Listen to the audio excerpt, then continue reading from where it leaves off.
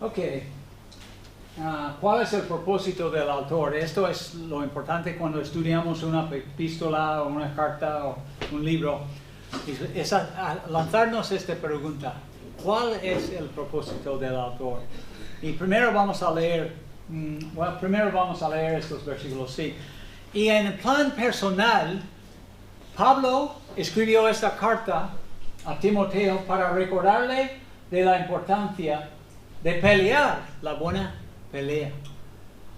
Esto de servir como siervo de Dios y predicar el evangelio de aquel entonces y ahora en muchas partes del mundo no es una cosa ligera, es una cosa que va a requerir disciplina, entrega, sacrificio y cosas así. Y también, no solamente en el primer capítulo, en versículo 18 aquí, pero también en capítulo 6, versículo 12 dice: pelea la buena batalla de la fe, echa mano de la vida eterna. Entonces les recordaba otra vez. Y Timoteo, eso no va a ser como decimos en inglés, un cakewalk, algo fácil de hacer. Y pensando en la vida de Pablo y pensando en todas las cosas que le sucedió en Iconio, Listra, también en Filipos, también fue apedreado en Tesalónica, entonces no fue fácil. Muchas veces encarcelados y con problemas. Entonces quería recordar a su verdadero hijo en la fe de la importancia de pelear en el buen sentido. Y también en plan de la iglesia, lo vemos en capítulo 3 a propósito del autor. En versículo 14 dice: esto te escribo aunque tengo la esperanza de ir pronto a verte, para que si tardo sepas cómo debes conducirte en la casa de Dios, que es la iglesia de Dios viviente, columna y baluarte de la verdad. Entonces, quería recordar a Timoteo que hay cosas muy importantes en cuanto a la iglesia. Hoy vamos a estudiar algo del culto público. Todo tiene que ver con la sana doctrina, con la verdad. Pero Timoteo necesitaba refinar sus ideas sobre eso. Entonces Pablo escribió a él con esta idea en mente, para que Timoteo supiera cómo conducirse en la casa de Dios, cómo dirigir a los ancianos y otros. Y luego tengo no tenemos la sana doctrina, la verdad bíblica correctamente entendida, es el fundamento de la iglesia sana. Y eso es lo que tenemos que sacar de capítulo 1 de nuestro estudio, es la importancia de enseñar la verdad y creer la verdad. Y es una de las razones que siempre estamos animando a todos vosotros llevar vuestras Biblias a la iglesia, examinar lo que estoy diciendo. ¿Ok?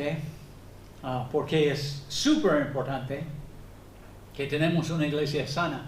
Muchas iglesias hoy en día se han apartado de algunas doctrinas clásicas, digo yo, y están yendo en otro camino, y poco a poco vamos a ver en los próximos 50 años o menos las consecuencias de su apostasía realmente.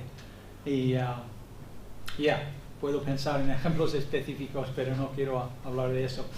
Y entonces llegamos a nuestro pasaje, primero de Timoteo 2, y primeramente habla a los hombres y luego a las mujeres.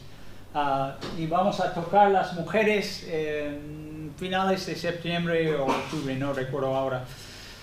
Vamos a leer primero de Timoteo 2. Exhorto ante todo, versículo 1, exhorto ante todo que se hagan rogativas, oraciones, peticiones y acciones de gracias por todos los hombres y por los reyes y por todos los que están en eminencia, para que vivamos quieta y reposadamente en toda piedad hacia Dios una vida santa y dignidad, dignidad en cuanto a con nuestros seres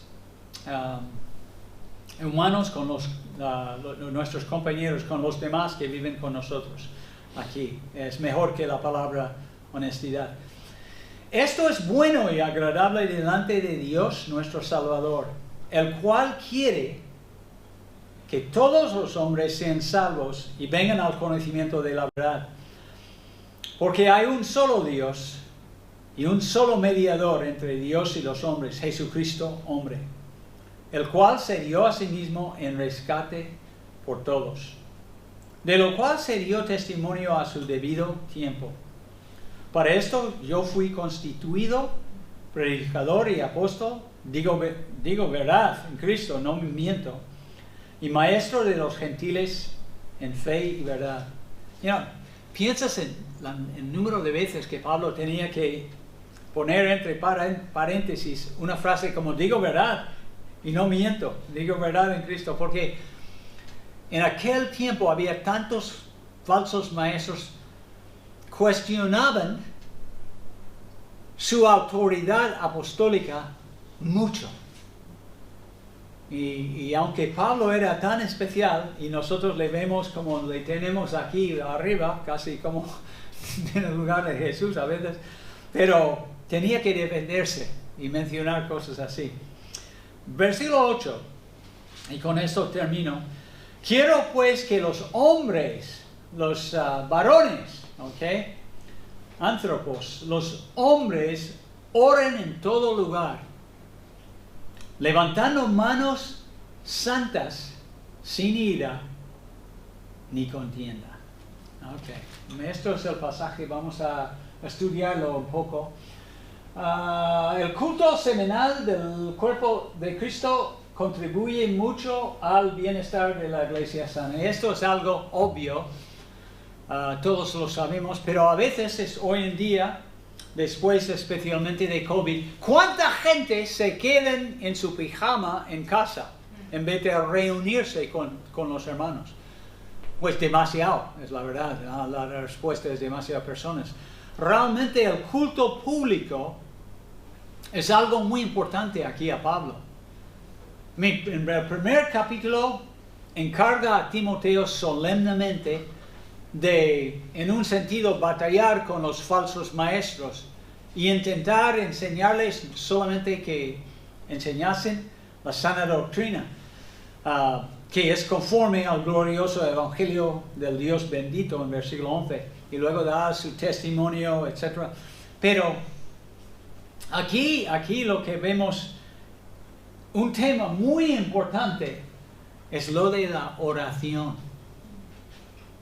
Lo de la oración, es el segundo tema, en capítulo, hablando en la esfera del culto público, en el entorno del culto público, pero habla de la importancia de orar. Orar por todos los hombres, orar por los en eminencia, etcétera, etcétera. Pero el culto semanal contribuye mucho a una iglesia santa. Piensas, por ejemplo, en aquella época en Hebreos 10. Quizás tú conoces estos versículos de memoria, pero el autor de Hebreos tenía que exhortar a los hermanos de esta manera. Y considerémonos unos a otros para estimularnos al amor y a las buenas obras, no dejando de congregarnos, como algunos tienen por costumbre, sino exhortándonos, y tanto más cuanto veis aquel día se acerca. Entonces, si estamos viviendo la profesión de nuestra esperanza y estamos fielmente sirviendo a Dios, parte de eso es juntarnos cada domingo con otros hermanos para adorar a Dios. Y como nuestros hermanos nos han recordado, a Ángel y Nelson aquí orando, dando gracias a Dios por Cristo. Entonces es algo muy importante. Ha sido por mí, por lo menos, un gran ánimo hoy. estoy teniendo muchos problemas leer eso. ¿Qué dice aquí? Corporal es una expresión vívida de nuestra fe en el Señor, en nuestra dependencia de Él. Orar, la oración, yo creo que tiene que ver con... Gracias. Lo siento. Gracias, Marvin. Tenemos la mitad de la congregación en la luz, tu familia, y los demás en la oscuridad. No, estoy bromeando. Pero es la oración, ¿no? Cuando oramos estamos expresando a Dios nuestra dependencia de Él y también es una expresión de nuestra fe en Él. La gente hoy no ora porque no creen en Dios, no creen en la existencia de Dios, ¿ok? Y nosotros sí, entonces eso es la importancia de eso. Además, la oración, y esto es muy curioso aquí en este pasaje, voy a decir más en algunos momentos, pero es un instrumento particular, especial, dado a los creyentes para el evangelismo. Aquí, justo en un pasaje, cuando él empieza a exhortar, animar a los hermanos, a amonestarles, a orar por todos los hombres y luego por todos los reyes y los que están en posiciones de autoridad, en versículo 4, y dice, el cual quiere que todos los hombres sean salvos y vengan al conocimiento de la verdad, porque hay un solo Dios y un solo mediador entre Dios y los hombres, Jesucristo hombre, el cual se dio a sí mismo en rescate por todos. Entonces lo que quiero decir, en medio de su exhortación acerca de la oración, que debemos orar siempre, y por todas estas personas, él empieza a hablar de la soterología, de nuestro Salvador y de su obra. Y la pregunta que deberíamos preguntarnos es, ¿por qué lo hace? La respuesta es sencilla, es porque la oración es el instrumento principal dado por Dios a la iglesia, a los creyentes, al cuerpo de Cristo, para participar en la obra de Dios de salvar a los hombres. Sí, podemos compartir. Y además, como dice en el Hechos capítulo 1, una vez que el Espíritu Santo ha venido sobre nosotros, deberíamos ser testigos de Jesús y deberíamos decir a todos los demás, recibiréis poder cuando hayas venido sobre vosotros el Espíritu Santo y me seréis testigos, y nosotros seguimos siendo testigos, pero muchas veces, la oración es nuestro instrumento principal dado por Dios. Y la iglesia temprana comenzó con la oración corporativa y se sustentaba orando a Dios. Y todos esos pasajes en Hechos capítulo 1, toda la Biblia realmente, y voy a mostrarlo en un momento, dice, en aquellos días todos perseveraban, en versículo 14 de capítulo 1, unánimes en oración y ruego con las mujeres y con María, la madre de Jesús, y con sus hermanos. Hechos 1:14, 2:42. Perseveraban en la doctrina de los apóstoles, en la comunión unos con otros, en el partimiento de pan y en las oraciones. Capítulo 4, han sido, creo que, libertados de la cárcel y puestos en libertad, vinieron a los suyos y contaron todo lo que los principales sacerdotes y los ancianos les habían dicho. Entonces, en este ambiente, dando fe a sus compañeros de lo que había sucedido, estallan en ¿qué? La oración. Soberano Señor, tú eres el Dios que hiciste el cielo y la tierra, el mar y todo lo que en ellos hay, y que por la boca de David tu siervo dijiste, ¿por qué y luego cita Salmo 2, ¿por qué se amontinan las gentes y los pueblos piensan cosas vanas? Y sigue, y podemos seguir, capítulo 15, capítulo 12, siempre la iglesia en el principio, la iglesia temprana oraba.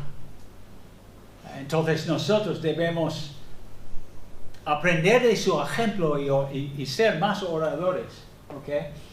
Y realmente desde el principio de la historia humana, si empezamos a mirar en nuestra Biblia, lo que encontramos es que los santos del Antiguo Testamento, los que conocían a Dios, o estaban rogándole por algo, o estaban adorándole, como en Salmo 44, leí hoy por la mañana, y 46, o estaban pidiendo su ayuda, quizás estaban en una situación difícil, como vamos a ver de Elías en un momento. Y eso, lo que quiero decir con eso, y todos esos pasajes, esto es de Abraham, pidiendo a Dios un heredero. Me has dicho que me vas a dar prole, pero todavía no tengo hijo de la promesa. Señor, ¿cuándo vas a cumplir tu promesa? He aquí, no me has dado a descendencia, y uno nacido de mi casa es mi heredero. Entonces, lo que hay tantos ejemplos en el Antiguo Testamento y por medio del resto de la Biblia. La oración es nuestro instrumento principal. Aquí es lo que estoy diciendo. Elías en el monte Carmelo está allí y hay 800 profetas en su contra, 450 creo que de Baal y 400 de Asera. Y allí él clama a Dios y dice, yo soy tu siervo y que he hecho todas estas cosas por palabra tuya. Respóndeme, Señor, respóndeme para que este pueblo sepa que tú, Señor, eres Dios y que has hecho volver sus corazones. Entonces, podemos seguir con Habacuc, no voy a intentar leerlo, pero lo mismo. Y llegamos al Nuevo Testamento, y no veo este versículo muy bien, pero los creyentes siempre en Hechos orando. ¿Recuerdas cuando Pedro fue libertado por un ángel de la cárcel? Y toda la iglesia, muchos de la iglesia estaban reunidos en la casa de la madre de Marcos. Y allí, donde muchos creyentes estaban reunidos orando, y Pedro fue librado. Y muchos ejemplos así. Y en Romanos dice que es un mandato, es un imperativo, dedicados a la oración debemos estar. Y en Efesios, él dice, orad por mí para que me sea dado palabra al abrir mi boca, a fin de dar a conocer sin miedo, sin temor, el misterio del Evangelio. Entonces Pablo, en todas las epístolas es lo mismo, y Tesalonicenses, Colosenses, perseverad en la oración, velando en acción de gracias. Todos estos pasajes, uno tras otro, son como cataratas, deberían estar recordando a nosotros que tenemos que orar más. Creo que hoy en día, en la iglesia moderna, avanzada, que tenemos tecnología y tenemos todo, el tendón de Aquiles que nos achaca a todos es la oración.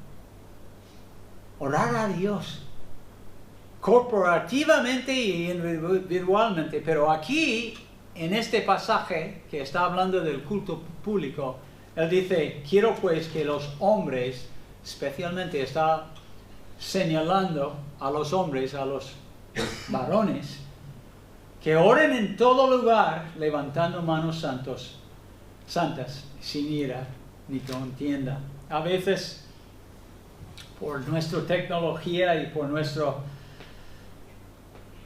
vidas tan ajetreadas, hemos dejado de hacer lo más importante.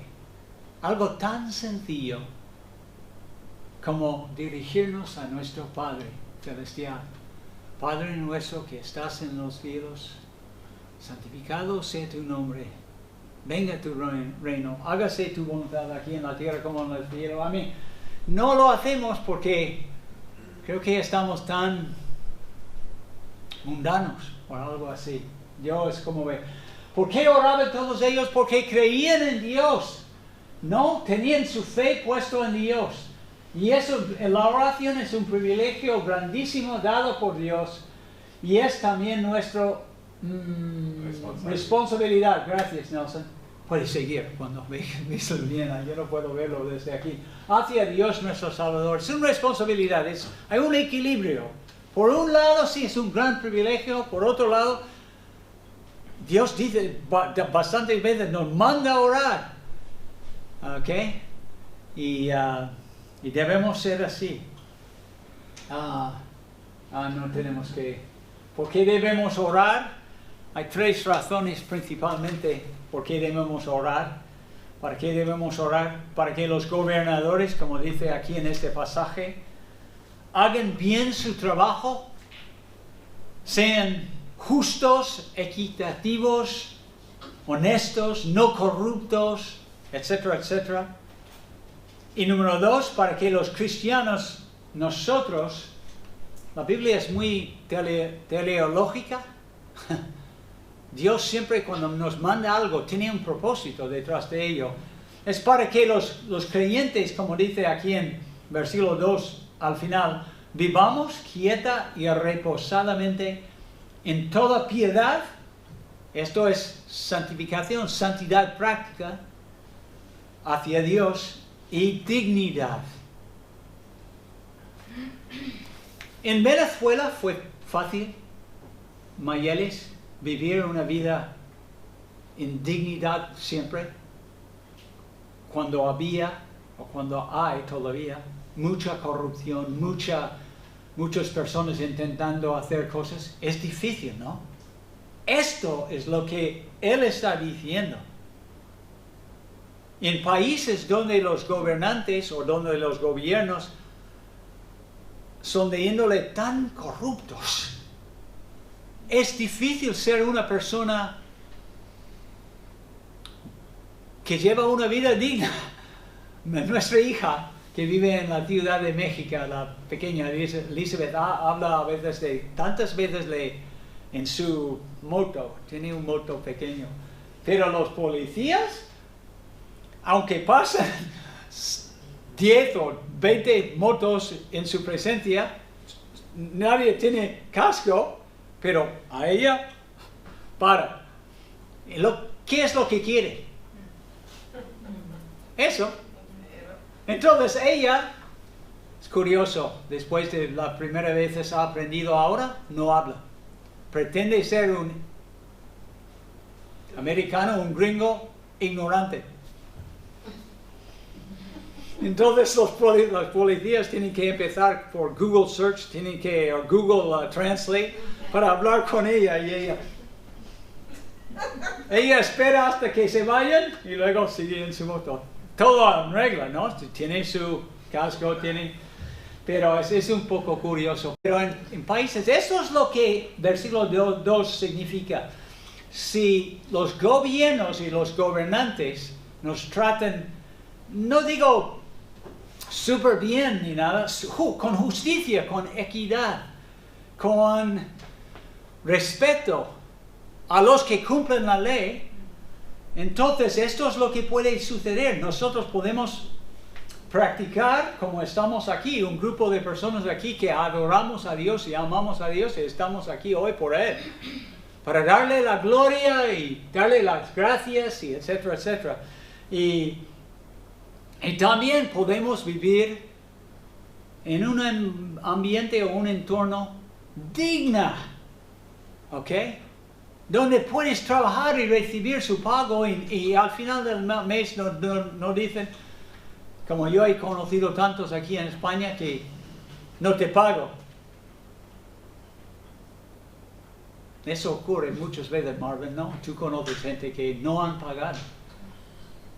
La gente que han venido, que tienen muchas necesidades. Tenemos uno en la iglesia, Daniel, al final tenía que llevar al Señor al juicio, este señor, porque no le pagaba. ¿Ok? Y esto no facilita la dignidad, sino todo lo contrario. Al final todo el mundo vive un poco así. Ya, tienes que hacerlo. Y esto es lo que no es conduciente a la salvación de las personas. Sí, Dios en su misericordia salva personas, como en Ucrania ahora mismo.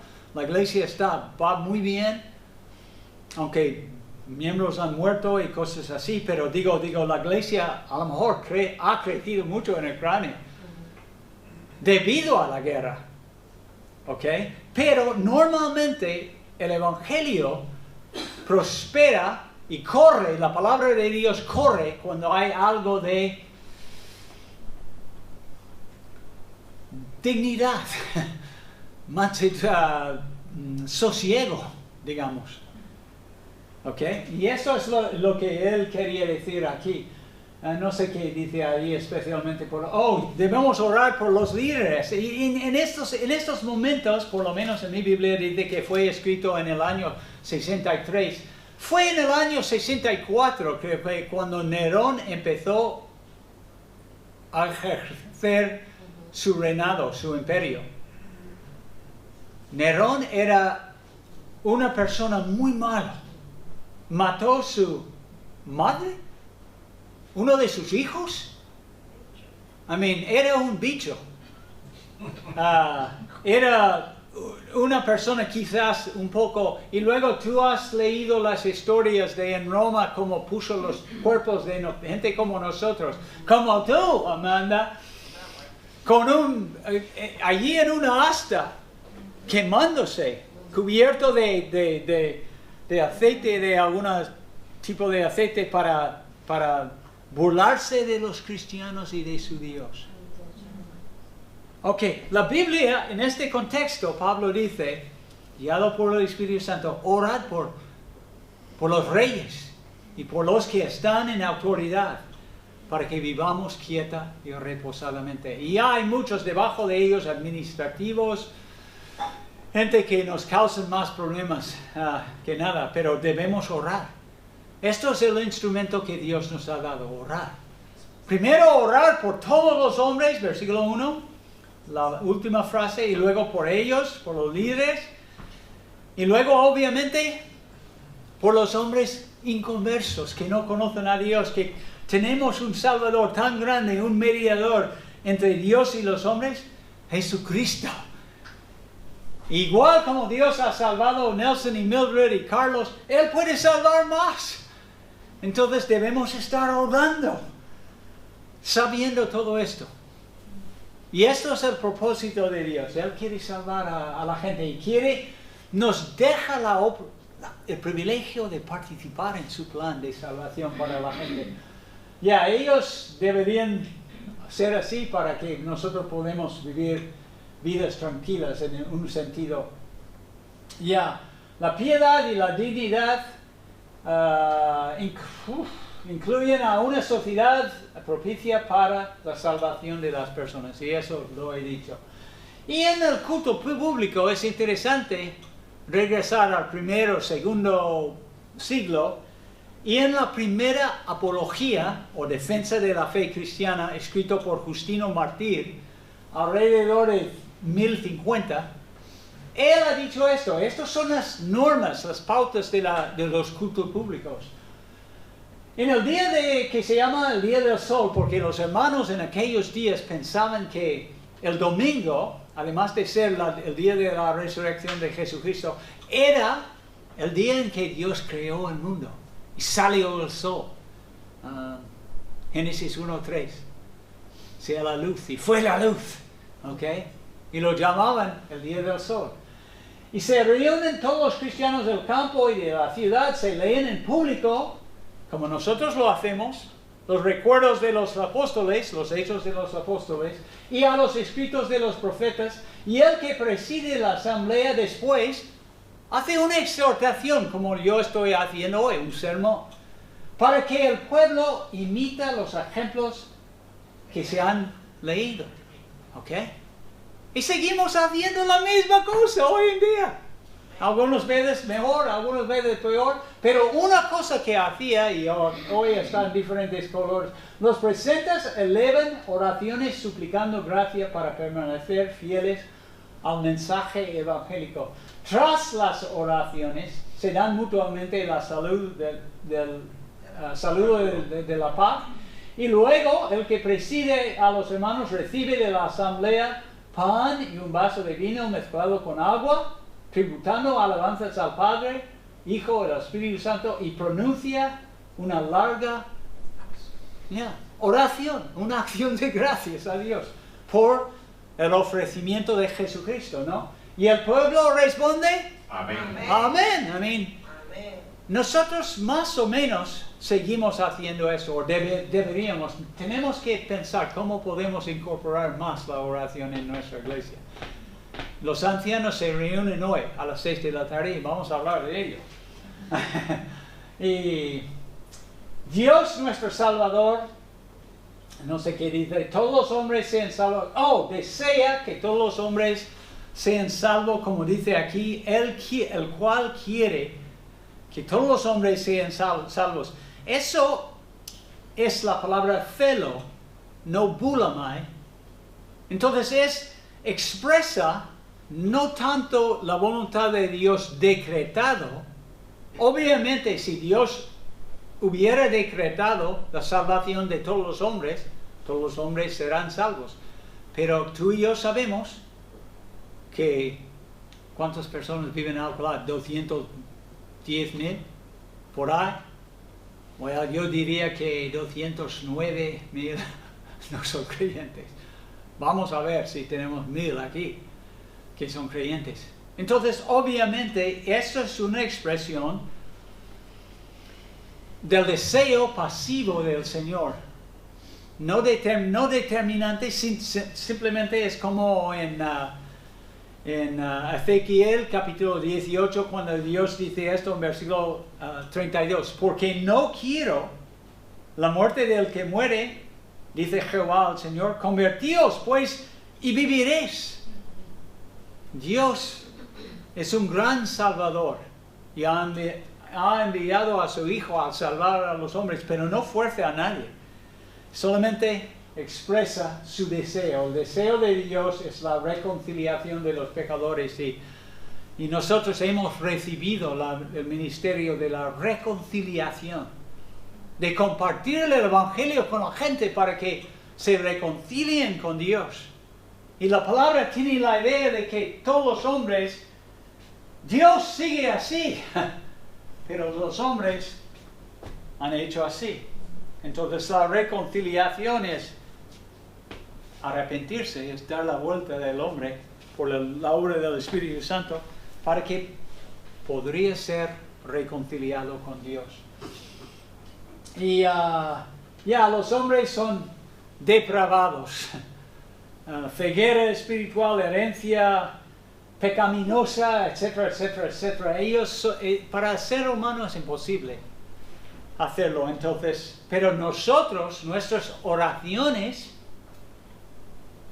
sí cambian la situación.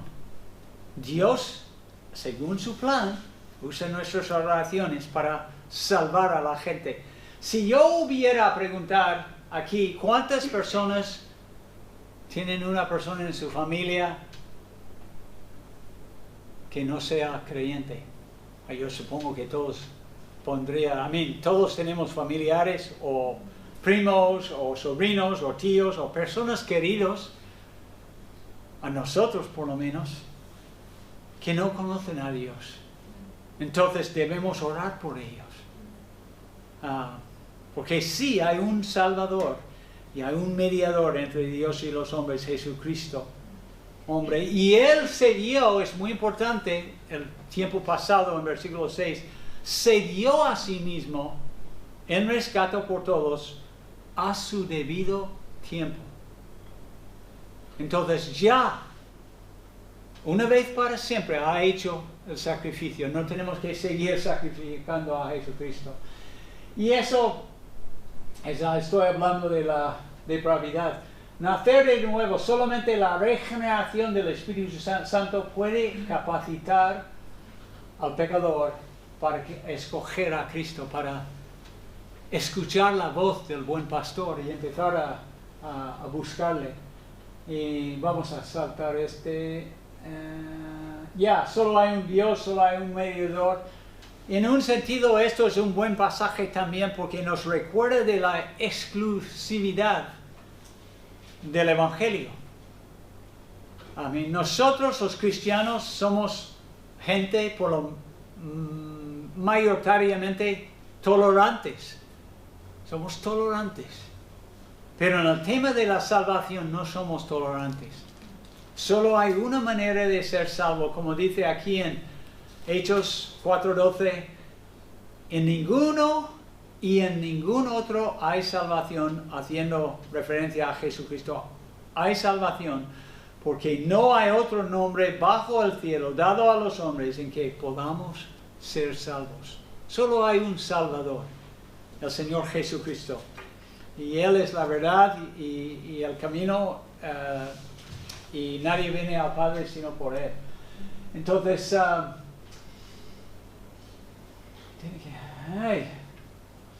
los hombres, la gran aplicación de este pasaje, en vez de venir a la iglesia para discutir sobre la política o estar enfadado el uno con el otro sobre un asunto, una contienda, lo que Dios desea, lo que Dios quiere, lo que Dios manda es que los hombres, los varones, seamos los que en el culto público oren para el cumplimiento de la voluntad de Dios, ¿ok? Con manos santas, que significa vidas santas, nuestras manos no están cubiertas de sangre ni de inmoralidad. Vidas santas, levantamos como hacía Esdras, como hacía Moisés, como hacía Salomón en 1 de Reyes 18, levantando manos así a Dios. Debemos hacerlo sin ira y sin contienda. Muchas veces es una tendencia de los hombres es que nos enfadamos, yo creo que más que las mujeres, sobre cosas que vemos en el mundo, las injusticias y eso. Entonces venimos al culto público cargados. Y eso es lo que Dios no quiere. Él quiere que enfocamos nuestra atención en su Hijo Jesucristo y de verdad levantamos manos santas y sin ira. Pensando en Él, pensando en lo que Él hizo. Dando gracias a Dios porque tenemos el gran privilegio de estar aquí hoy por la mañana. Y esto es todo el pasaje, versículos 1 al 8, trata de eso. Pero dentro de la oración tenemos que recordar, especialmente por este pasaje, que es un pasaje que nos recuerda que la oración es un instrumento para el evangelismo. Y debemos estar orando siempre por las personas. Entonces, vamos a terminar hoy un poco diferente. Voy a pedir 2 personas, si quieres, a orar por la salvación de quizás alguien tú conoces en tu trabajo, alguien de tu familia, o alguien, no sé, un vecino, pero orar por alguien. No tiene que ser muy largo, pero voy a abrir un tiempo ahora para que antes de ir a casa, sería bueno si fuesen hombres, pero hombres o mujeres, vamos a orar. Y luego yo terminaré el tiempo de oración. Oremos.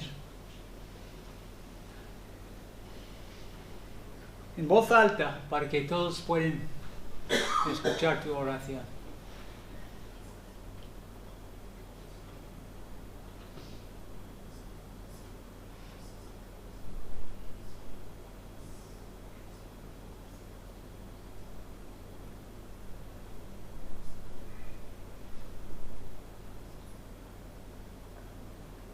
Señor, te damos gracias por lo que hemos visto en tu palabra de la importancia de la oración y lo que pides de nosotros que seguimos en obediencia a esto. Sí.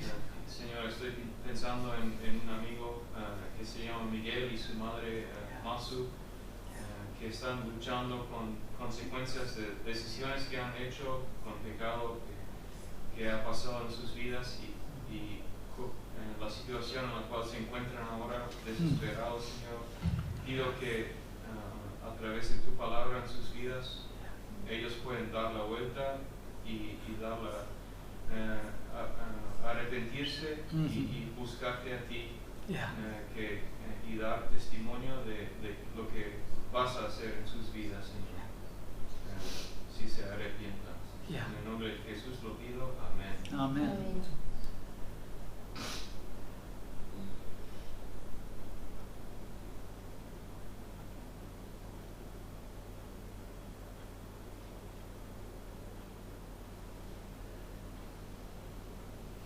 Te alabamos, Señor, te damos las gracias que tú eres el Dios vivo. Estás en los cielos y nos escuchas y somos tus hijos, Señor. Te damos las gracias por el privilegio de hablar contigo, que tenemos acceso, como dicen en Efesios, por medio de tu Espíritu, porque nos has limpiado de nuestros pecados. Y estamos confiando en Jesucristo. Pido especialmente por la salvación de Fernando y de mi hermano también, Marcos, mi hermano menor, Señor. Pido que él puede, con sus 62 años, llegar a conocerte pronto, Señor. Sería un milagro. Toca su corazón para que él puede estar reconciliado con Jesucristo. Te damos gracias también, Señor, por este recordatorio hoy de orar y pensar especialmente en la salvación de otras personas. Ayúdanos a conectar las dos cosas, oración y salvación de otros, de los inconversos. Guíanos a esta semana, danos tu fuerza, Señor. Ayúdanos a vivir el resto del domingo hoy para tu gloria y guíanos durante la semana para que seamos sal y luz en nuestro trabajo, en nuestra casa, en nuestro vecindario, para tu gloria y honra. Te lo pido en el nombre de Jesucristo. Amén. Amén. Gracias y daos en paz.